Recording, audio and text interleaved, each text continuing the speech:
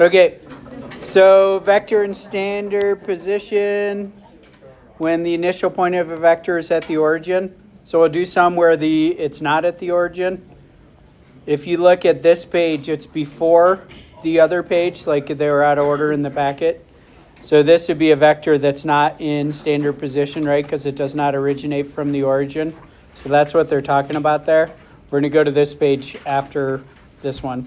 So out of order in your packet, but in the correct order in this packet.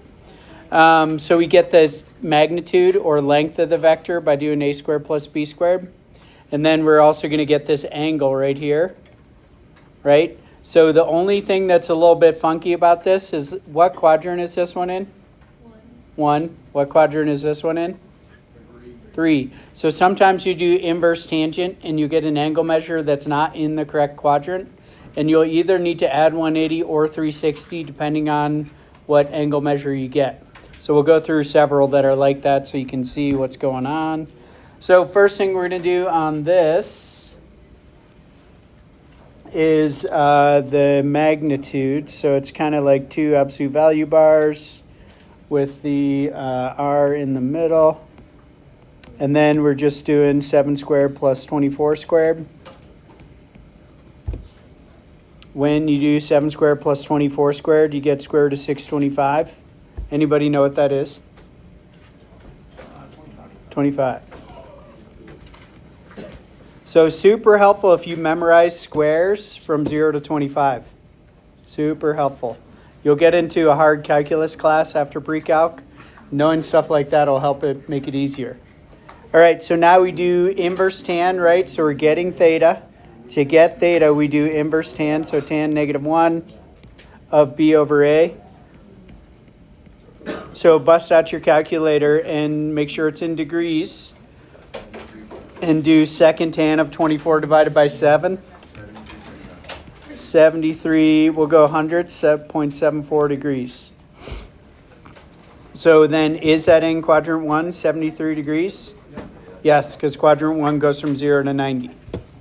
Okay, so that one's good.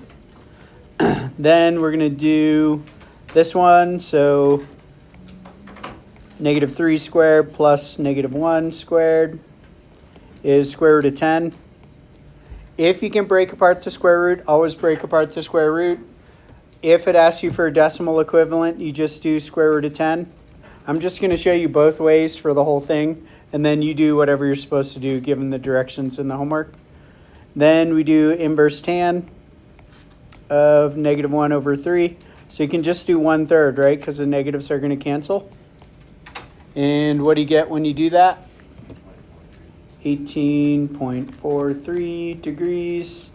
And then this was in Q3, right? -x, -y in quadrant 3. So 18 is not in quadrant 3. So what do I do? Add 360 or 180? 180. Right, we're just trying to go across the unit circle diagonally, so we're going to add 180. When you add 180, you get 198.43 degrees. So don't forget the little degree symbol. I will take that half point off and write haha. So don't do that. That'll make you mad. All right, we'll do number 3. So we're going square root of 8 squared plus -12 squared. 144 and 64 is 208. So that's not a very common one that you'd know, oh yeah, I can break apart 208 and take a square root of something. So in your calculator, hit the y equals, do 208 divided by x. Go second graph so you can see those factors. So I have it in here already, 208 divided by x. And then you're looking for the biggest number in this list that you can square root. Right? So I can square root 4 and 52, but there's one that's bigger, right? 16 and 13. So you can look at that x squared list over on the sideboard and see you want the biggest one you can square root always. If you don't get the biggest one, you can still get the right answer, but it's just kind of annoying. So we're going to do square root of 16 square root of 13, so 4 times square root 13, which is 14.42. Okay, then we'll do inverse tan over here of negative 12 over 8. You could reduce that fraction if you want to. You don't have to. And then when we do that, we get negative 56.31 degrees. So what quadrant is negative 56 in? Quadrant 4, right? Because you just count negative from 0, and it would be 0 to negative 90, like that. So we're going to add 360 to that. When we add 360, you get 303.69. Okay. So I think we're good on that.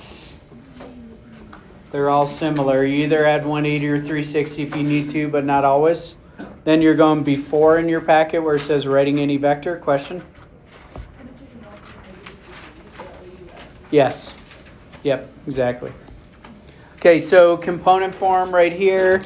So this is the example where it's the vector's not originating at the origin, so we need to move it to the origin, right? And we do that using this formula.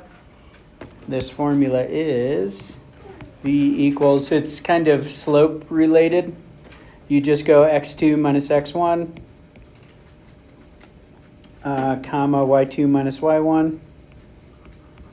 So it's kind of like slope except horizontal. Okay, so that takes it from the vector that's not originating at the origin and makes it at the origin. So we're going to subtract x first. So 6 minus 3. And then subtract y, 3 minus 5. And then we will have the vector at the origin, which is going to be, and you got to do those symbols, looks like less than and then greater than on the other side, 3 comma negative 2. So that's just to get component form, right? And then we're going to get component form and do magnitude and direction, okay, after that. And then we'll just do one from the graph, so we'll do 2 more examples, that's it. We'll do, get one where you have to end. Let's do number 11. We'll do 11 and 12. So first thing we got to do is get component form. So we're going to do 7 minus 1 and negative 4 minus 3. And we get 6 comma negative 7. So then we can do the magnitude.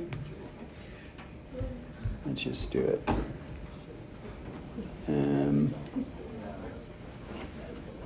So we'll do square root of 6 squared plus negative 7 squared. You have to use parentheses, otherwise your answer is massively wrong. So we get square root of 85. And then we'll get the degree, right? So component form over on the side here is 6, negative 7. And magnitude is square root of 85. And direction of the angle is last. We do inverse tangent of the one in component form, so negative 7 over 6. And when you do inverse tangent of that, you get negative 49.4 degrees.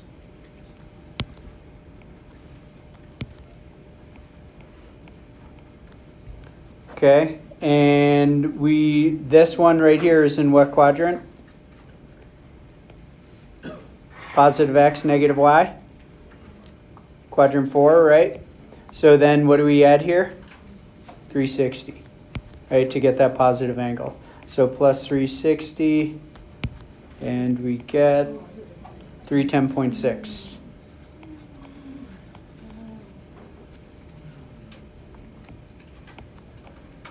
So that's really the only tricky part, is figuring out do you add 360 or 180, but not that tricky.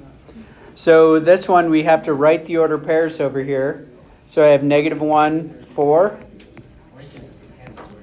And over here I have 4, 1. So first thing we're going to do is get component form. So we do subtract the x's. 4 minus -1 is 4 plus 1. And then 1 minus 4 is -3. So we get 5, comma, -3. And we're in quadrant 4 again, right? Positive x, negative y, quadrant 4. So you can write the component form over to the side. 5, -3. And then we're going to do the square root thing to get the magnitude. So 5 squared plus -3 squared.